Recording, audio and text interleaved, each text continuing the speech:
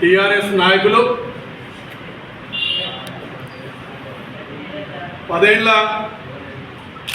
వారి యొక్క పరిపాలనలో చేసినటువంటి విషయాలను మరిచిపోయి ఈ 2.5 సంవత్సరాల్లో జరుగుతున్నటువంటి అభివృద్ధిని బీసీ నాయకులను ఓర్వలేని పరిస్థితిలో వారి ఆది నాయకుని యొక్క మెప్పు కోసం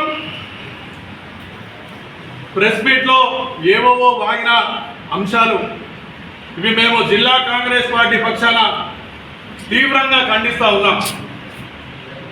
మీరు నిజంగానే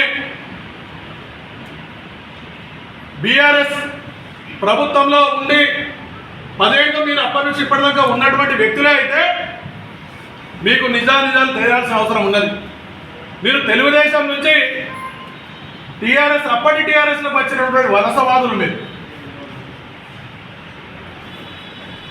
2014లో ఉమ్మడి ఆంధ్రప్రదేశ్ నుంచి తెలంగాణ బైపర్జేషన్ అయినప్పుడు మనకు తెలంగాణలో మిగులు బడ్జెట్తోని మీకు అప్పచెప్తే మీరు 2023లో పూర్తిగా తెలంగాణను అప్పుల ఊపిలో పూరగొట్టి పాతాళానికి తీసుకుపోయి జీతాల భత్యాలు కూడా ఇవ్వలేటువంటి పరిస్థితిలో మిమ్మల్ని ఈ తెలంగాణ ప్రజలు ఇక మీతో కాలు బిడ్డ మీరు మూలకు కూర్చోండి, మీరు అదే జంగల్లో ఉండరు మృగాల లెక్క అని ప్రజలు తన్ని తగలబెట్టి మీరు బయటకు వెళ్ళబెట్టేటువంటి భయంలో ఇలా కాంగ్రెస్ పార్టీకి తెలంగాణ ప్రజలు బ్రహ్మరథం పట్టి తెలంగాణలో రేవంత్ రెడ్డి గారు ముఖ్యమంత్రిగా బాధ్యతలు చేపట్టి ఇలా తెలంగాణ అభివృద్ధి కోసం మీరు చేసినటువంటి అప్పులను ఒక్కొక్కటి మీరు చేసినటువంటి ఏవైతే పాపాలు ఉన్నాయో అవన్నింటినీ ఒక్కొక్కటి ప్రక్షాళన చేసుకున్నటువంటి వస్తున్నటువంటి పరిస్థితుల్లో తెలంగాణ ప్రభుత్వం ఉంది.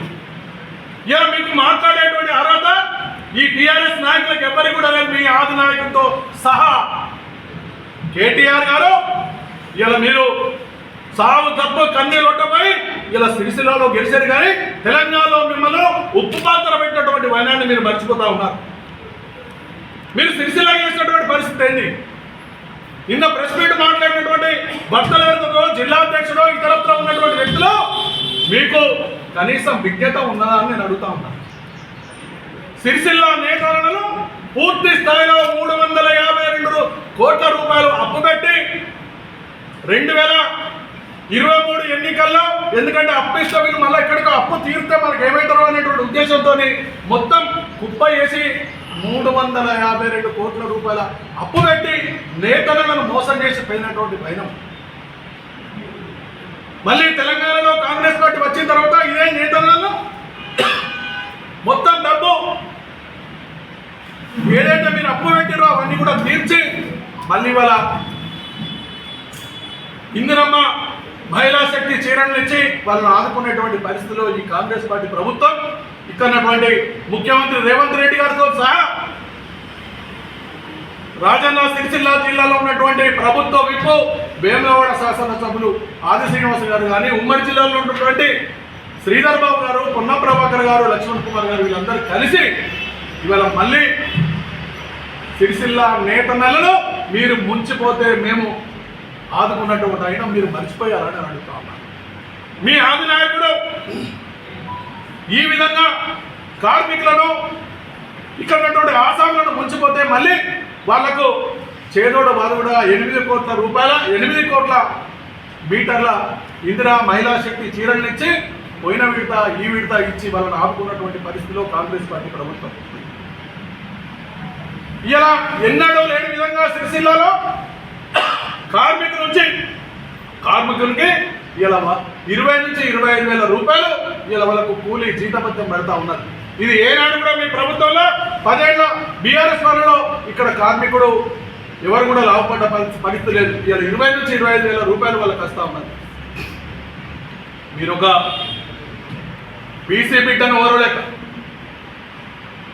ఇలా మీ నాయకుడు అగ్రవర్ణాల నాయకుడికి మీరు వర్తపడుతున్నటువంటి మీరు ఒక బీసీ బిడ్డ ఓడిపోయి గెలిచిండు. ఎక్కడ ప్రజల మధ్యన ఉండి ఓడిపోయినా కూడా ఏ ఒక్క రోజు కూడా ఇలా ప్రజల మధ్యలో లేకుండా లేడు. ప్రతిసారి ప్రతి మధ్యలో ఉండి ఇలా 4 సార్లు ఓడిపోయినట్టు. అరే మీ ఆదినాయకుడు ఓడిపోయా, కేసీఆర్ ఓడిపోయాడు, వినోద్ రావు ఓడిపోయాడు, కవిత ఓడిపోయింది. ఏందయ్యా ఓడిపోవడం అనేది?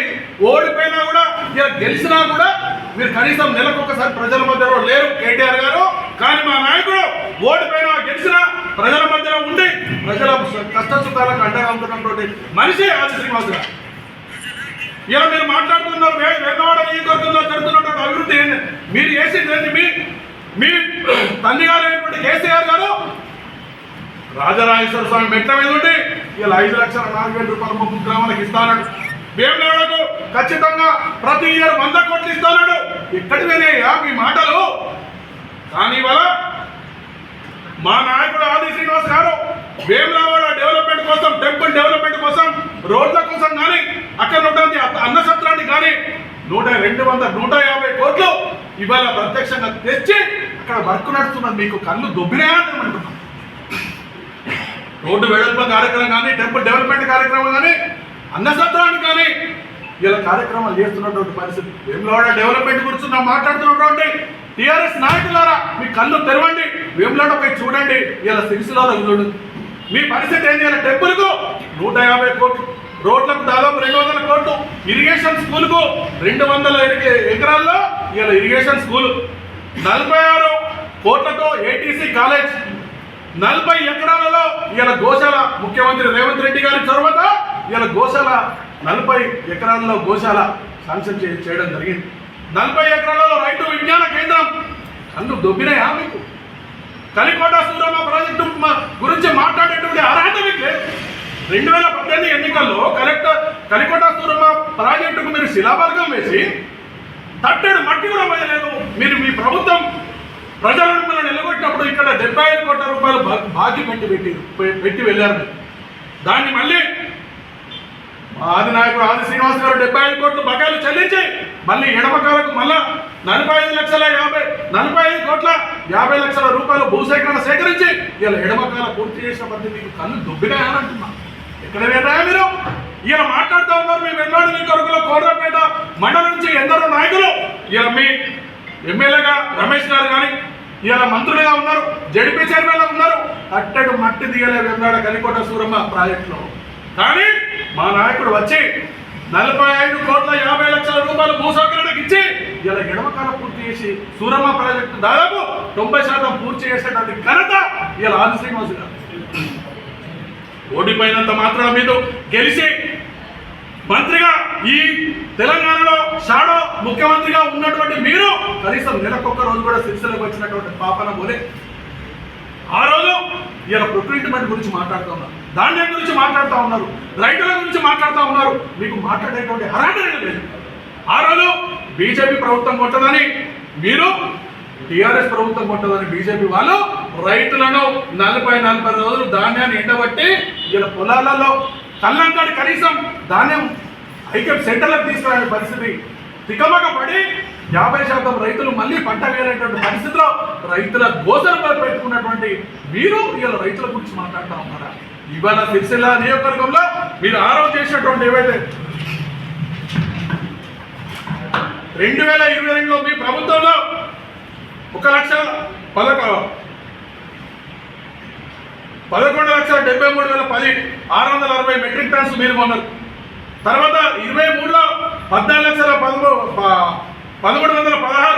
మీరు కొన్నారు. 2026లో ఇలా 19,04,900 మెట్రిక్ టన్స్ ఇవాళ 2026లో కొన్నాం. మీకన్నా ఎంత శాతం కొన్నాం అనేది ఒక్కసారి నేర్చుకోండి. దీంట్లో 323,97,00,00,000 రూపాయలు ఇలా రైతులకు చెల్లించడం జరిగింది.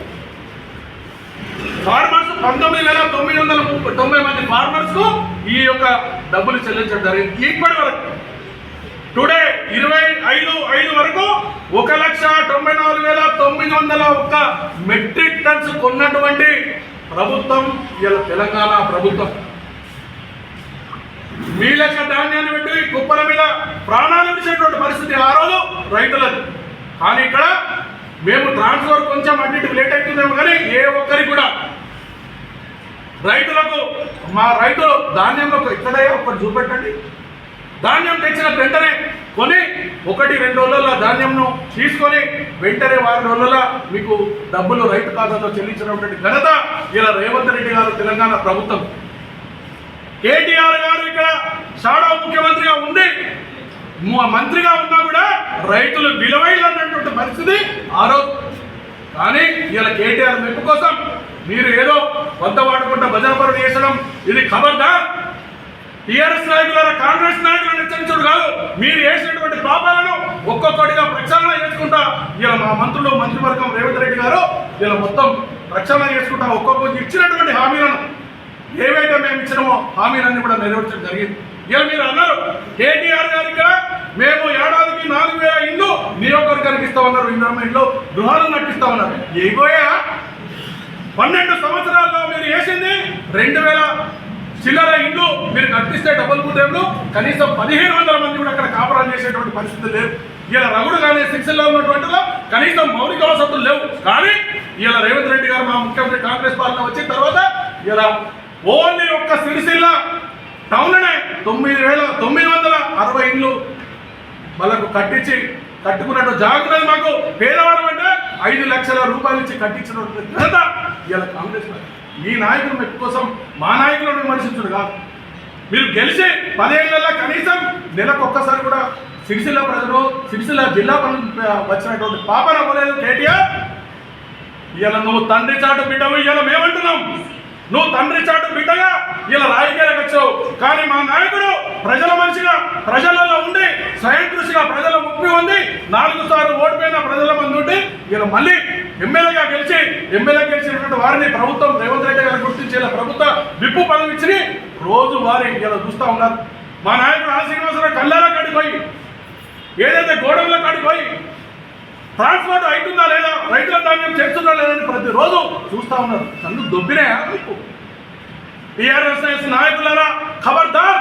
కాంగ్రెస్ పార్టీ నాయకులను మీరు వేలెత్తి చూపెట్టబడి ఒక్క వేలెత్తి చూపిస్తే 4,000 మీ వైపున్నాయి. మీరు ఏ కార్యక్రమంలో ఎంత మీరు మాట తప్పిరో ఇలా తెలంగాణ ప్రజలు చూస్తా ఉన్నారు. ఇలా మీరు ఏం చేసిరే? ఇల్లు ఇస్తా ఉన్నారు. ఇల్లు ఏ గల్లికి ఇల్లు ఇచ్చిదే? ఇక్కడ కూడా ఇల్లు ఇచ్చినటువంటి పాపాలు. ఇలా ఏ గల్లికో ఇలా మా ఇల్లు ఇందిరమ్మ ఇల్లు కనీసం గల్లీకి 20 ఇచ్చినటువంటి ఘనత ఇలా మా కాంగ్రెస్ పార్టీ ప్రభుత్వానికి మా నాయకులు. మీరు మొట్టమొదటి పెట్టినటువంటి ముఖ్యమంత్రి దళితుల ముఖ్యమంత్రి చేసి మాట్లాడుతున్నటువంటి మీరు మీ తండ్రి మీరు ఇలా మా నేతలను ఎక్కడికో తీసుకుపోయి బొందలగలిగినటువంటి కేటీఆర్ గారు మీరు మాట్లాడేటువంటి అర్హత ఉన్నదా? మీరు కనీసం మా గురించి మాట్లాడేటువంటి అర్హత మీకు లేదు. మీకు మాకు ఇలా మీరు అంటున్నారు ఆకాశానికి తర్వాత భూమికి ఉన్నటువంటి కరెక్ట్. ఆకాశానికి భూమి ఎక్కడ తేడున్నది?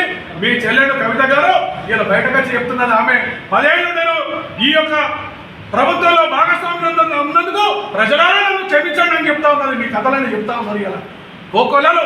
ఇది మీ యొక్క ఆకాశానికి దివికి ఉన్నటువంటి పరిస్థితి మీ చెల్లెడ బహిర్గతమైంది. 10 ఏళ్ళు మీ భాగస్వామ్యం ఉన్నందుకు క్షమించమన్నాడు. ఇది మీ పాలన. ఇలా ఇసుక మాఫియా, శాండ్ మాఫియా, మట్టి మాఫియా ఎక్కడ? ఎవరు ఈ యొక్క కేటీఆర్కు షాడోగా ఉండి కార్యక్రమాలు చేసినది? టీఆర్ఎస్ నాయకుడు కాదా? భూ కబ్జాలు చేస్తే మొన్నటి గంట మా కలెక్టర్ గారు మీ అందరినీ అరెస్ట్ చేసి జైలుకి పంపించినటువంటి వైనం. ఖబర్దార్ టీఆర్ఎస్ నాయకులారా, మీ కేటీఆర్ అండ చూసుకోను. ఆ రోజు మంత్రిగానో లేకుంటే షాడో మంత్రిగానో ఇక్కడికి వచ్చినప్పుడు మా కాంగ్రెస్ నేతలు ప్రతి ఒక్కరిని కూడా హౌస్ అరెస్ట్ లేకుండా తీసుకుపోయి దేశంలో ఉన్నటువంటి పరిస్థితి. కానీ ఇలా ప్రజాస్వామ్యబద్ధంగా ప్రజాపాలనలో మా రేవంత్ రెడ్డి గారు ఇక్కడికి వచ్చినా కూడా ఏ ఒక్క టీఆర్ఎస్ నాయకులు అరెస్ట్ చేసినటువంటి పాపన పోలే. మీ కేటీఆర్ పర్యటన వస్తే సిరిసిల్ల తన నియోజకవర్గంలో తన పర్యటన వచ్చినా కూడా కాంగ్రెస్ నాయకులను తీసుకుపోయి అపరాత్రి అనుకుంటా మబ్బులు అనుకుంటా తీసుకుపోయి స్టేషన్లో పెట్టినటువంటి ఘనత మీది. కేటీఆర్ గారు ఖబర్దార్, మీ నాయకులను మీ నాలుకను కంట్రోల్ పెట్టుకోవాలని చెప్పి హెచ్చరిస్తారు కాంగ్రెస్ పార్టీ పక్షాలు. మీరు కాంగ్రెస్ నాయకులను కానీ లేకుంటే మా యొక్క బీసీ అంటే ఇవాళ మీరు ఓరలేనటువంటి పరిస్థితి. ఒక బీసీ నాయకుడు ఎదిగేటి పరిస్థితిలో మీరు ఓరలేనటువంటి పరిస్థితి. ఓడిపోయినా గెలిచినా ప్రజలలో ఉండి ప్రజల మధ్యలో ఉన్నటువంటి నాయకుడు మా కేసీఆర్ గారు. మా ఆది శ్రీనివాస్ గారు ఇవాళ మీరు ఏం చేస్తా ఉన్నారే? పోయి గెలిచినాక అసెంబ్లీలో ప్రతిపక్ష నాయకుడు ఒక్కసారి కూడా అసెంబ్లీకి వచ్చి మాట్లాడినటువంటి పాపారావుల కేసీఆర్ గారు. ఈయన మీ నాయకుడు, ప్రతిపక్ష నాయకుడు, ఈయన షాడో నాయకుడు. ఈయన ఇన్ని చేస్తే సిరిసిల్ల నియోజకవర్గానికి వద్దాం. మీరు వేసినటువంటి ఏంటిది డివైడర్లు, మీ యొక్క అనునీయులకు ఇలా సైండ్ కాంట్రాక్టులు కానీ ఇలా 11 చెక్ డ్యామ్లు కలిసి ఎందరో పిల్లలను ప్రాణాలు తీసినటువంటి ఘనత ఇలా కేటీఆర్ గారు. ఎగువ మారి నుంచి ఇక్కడ దాకా 11 చెక్ డ్యామ్లు వెళ్తే సుభాష్ నగర్లో 11 అంటే ఒక్కొక్క 10 కోట్ల రూపాయల చెక్ డ్యాము మట్టి కొట్టుకుపోయి 6 మంది పిల్లలు ఒకటేసారి చనిపోయినటువంటి పరిస్థితి. కనీసం చర్య తీసుకోలేదు మీరు కాంట్రాక్టర్ మీద. ఎందుకంటే దాంట్లో మీకు సగపాలు బాగా ఉన్నది కనుక. ఈ విధంగా అవినీతికి, చెక్ డ్యామ్లలో అవినీతి, శాండ్లో అవినీతి, కాంట్రాక్ట్లలో అవినీతి, ఎక్కడ మీరు అవినీతి, ప్రతి దాంట్లో కమిషన్, బతుకమ్మ చీరలలో కమిషన్, లాస్ట్కు మా పద్మశాలి సోదరులు బొందబెట్టి ఉడాయించారు. మొత్తం పైసలు అక్కడ పెట్టేసి వాళ్ళను ఎటు కాకుండా వేసి మీరు తెలంగాణ ప్రభుత్వం నుంచి పారిపోయినటువంటి పరిస్థితిలో మీరున్నారు. జాగ్రత్త. కాంగ్రెస్ పార్టీ నాయకుల గురించి మాట్లాడేటప్పుడు ముందు వెనక ఆలోచించుకోండి. మీరు చేసినటువంటి పరిస్థితులు ఏంటన్నది. సిరిసిల్ల నియోజకవర్గంలో ఇలా మీరు ఏదో పై మెరుగులు కాదు, ఏ గల్లీపైనా కూడా తెలుస్తుంది. మౌలిక వసతుల పరిస్థితి, సీసీ రోడ్ల పరిస్థితి, డ్రైనేజ్ పరిస్థితి ఏంది. ఇంతకుముందు మా నాయకుడు చెప్పాడు, ఒక 2 వర్షాలు పడితే నీకు మొత్తం పాత బస్ స్టాండ్ నుంచి అక్కడ దాకా శ్రీనగర్ కాలనీ, సంజీవ నగర్ కాలనీ, వెంకపేట ఇవన్నీ మునిగినటువంటి పరిస్థితి. ఆనాడు అంతకుముందు మా కాంగ్రెస్ ప్రభుత్వంలో ఎక్కడైనా మునిగినాయా? మీ అనునీల కోసం 40 లక్షలు పెట్టి కలవట అనవసరంగా కట్టి అక్కడ ఈ డ్రైనేజ్ ముప్పు సింటు తీయకుండా మొత్తం మీదికెళ్ళి స్లాబ్ వేసి వాళ్ళ పైసలు కాంట్రాక్ట్లో మిమ్డేట్లు ఇచ్చేసి ఇలా మొత్తం ప్రజలందరూ నష్టపెట్టేటువంటి పరిస్థితి కేటీఆర్ గారు. మీది కమిషన్లకు కక్కుర్తి బట్టి ఇలా 4 కాలనీలు ఇలా ఇళ్ళ మునిగిపోతూ ఉన్నది. ఎందరో మంది చనిపోయారు. ఈ పాపం మీది కాదా? ఇటువంటి పరిస్థితుల్లో మీరు చేసింది కాదు. సిరిసిల్లలో నియోజకవర్గం ఏం లేదు. పై మెరుగులు మీ అనునీయులకు చట్టం పెట్టడానికి, పైసలు దండుకోవడానికి వేసిన తప్ప ఇలా ఆనాడు 10 సంవత్సరాలలో మీ కార్యకర్తల లీడర్ల పరిస్థితి ఏంది, ఈ అన్నటువంటి పరిస్థితి ఏందో ప్రజలు కూడా గమనిస్తున్నారు. తస్మాత్ జాగ్రత్త. టీఆర్ఎస్ నాయకుల, కాంగ్రెస్ పార్టీ నాయకుల గురించి మాట్లాడితే జాగ్రత్త, ఊరుకునే లేదని చెప్పి హెచ్చరిస్తా ఉన్నాం.